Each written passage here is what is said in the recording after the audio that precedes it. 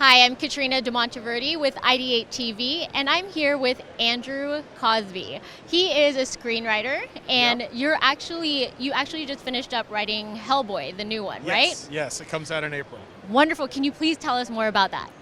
Well, we basically went back to Mike Mignola books, back to the comic books. We really wanted to capture the feeling of that, and I partnered up with Mike to make sure the story felt like the original comics. And we're all big fans of the Guillermo movies, but this was a bit of a departure from the Guillermo movies, and it's more of a rated R, kind of a bit of a horror nod to the horror movie. So it's got a lot more sort of action, a little grittier. And David Harbour, who plays Hellboy in it, obviously not Ron Perlman. Ron Perlman was an amazing Hellboy, but David Harbour is also just an absolutely amazing Hellboy. He almost feels like the sort of teenage angsty version of the character from the first film. And it was a pleasure to work on. I had a lot of fun writing it and a lot of fun making it. We teamed up with Millennium. Larry Gordon was the producer. Lloyd Levin was a producer, a good friend of mine. And we worked on the script a long time before we were ready to make the movie. And when we were finally ready to make it, we went off to Bulgaria and we made it, and it was pretty amazing. It's amazing. So, what is a long time in the writing world? It varies from project to project. I do a lot of television, and television's usually quicker than movies. I would say from the day that I got the call that they wanted me to write Hellboy to it showing in the theaters, it's probably been about 5 years. Wow, that's understandable. I mean, there's so much that goes into actually yeah. making a movie and getting the script just right. Yeah. What is your inspiration behind writing? How did you get started? I actually got started with comic books. Not that I was a comic book writer, but I was a big comic book fan as a kid. I grew up with reading Fantastic Four, a lot of the Marvel books. I love the Batman books from DC. Batman was one of my favorites. The Flash was one of my favorites. Fantastic Four was my all-time favorite Marvel book. Spider-Man. I mean, I was just one of those kind of like what I call the Spielberg Lucas kids. I grew up in that Star Wars era and just fell in love with movies and television. And I was just always kind of a geek. I played Dungeons and Dragons as a kid, and that's sort of where I learned that I wanted to tell stories. As a dungeon master, it was like I was the storyteller, and I really enjoyed it. And from there, I actually moved out to Los Angeles to work for a comic book company called Malibu Comics. So that was my start in comics. And while I was at that company, I wrote my first screenplay, got my first agent, and the rest is history. And I ended up doing a lot of television. I created a show called Eureka. That was like my second show, but it was like the biggest hit. And that went for 5-6 seasons on Sci-Fi Channel. And from there, I was writing movies all along, and I was really lucky to get the opportunity to write Hellboy. Hellboy is one of those comics that I went to a convention. I hadn't done any TV yet. I was really early in my career, and my manager said, you should think about doing a television show.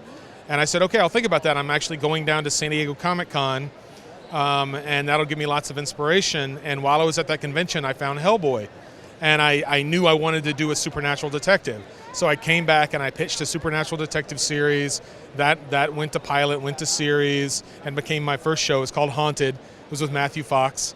And so for me, doing the Hellboy movie was kind of like coming full circle. I get to come back to the project that inspired the success of my first television series. That's amazing. So would you say that working on scripts like Hellboy would be one of your favorite things to do, or genre? Yeah, or do you have okay? I can't, if it's not genre, I can't write it. I've had opportunities to do to run cop shows and detective shows, and as much as I love them as a viewer, as a writer, if it doesn't have a robot or a monkey or something in it to capture that genre interest, I just can't stay with it. And so for me, it's finding that inspiration. Comics is a great place to find it. It's not only a great place to find projects that I can actually pursue, and I have found a lot of comic book projects that I can pursue as a producer, pursue as a writer or a director. It's also just a great place to find inspiration. So I'll always come back to comic books. I just love it. That's great. And speaking of inspiration, do you ever get writer's block?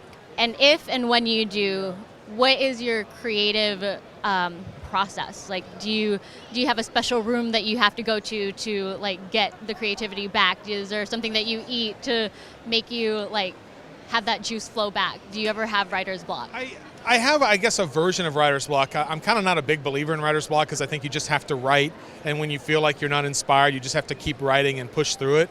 But when I'm looking for inspiration, when I feel like I'm missing that moment of inspiration, I definitely have I sit in the library, I try to read as much as I can.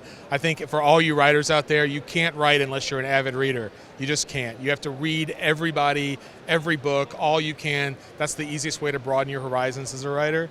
But I think when I get that sort of feeling of like, oh, I'm just not breaking through, I usually sit to watch a movie that I love, or I'll pick up an old book that I love, or a comic book that I love, and just wait for inspiration to strike. You can't wait for inspiration to write, so you have to get up every day, and you have to do it every day, even if you don't feel like it.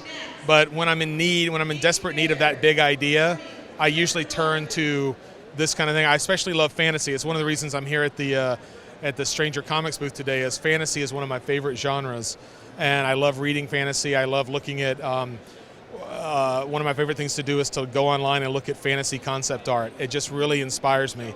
Are you working on anything currently as far as this genre or anything? Any future projects in the works? Yeah, I've got a few future projects. I've got one big one that I can't talk about, but hopefully will get announced pretty soon. Sebastian and I, he's the head of Stranger Comics. He and I are going to start to work on The Untamed, getting that turned into a movie.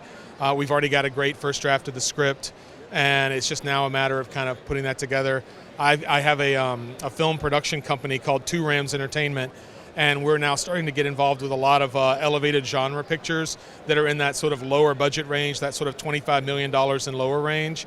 And so I'm going to be doing a lot of projects with them. I work with Legion M. I sit on the Legion M board of advisors, and I'm doing stuff with them. I've got a new show that I'm looking at with them that is sort of a cool steampunk property called Evermore. I love steampunk, but I really want to do something completely different with it, and their project Evermore seemed like a great opportunity to do that. So I'm kind of a geek of all trades. Yeah.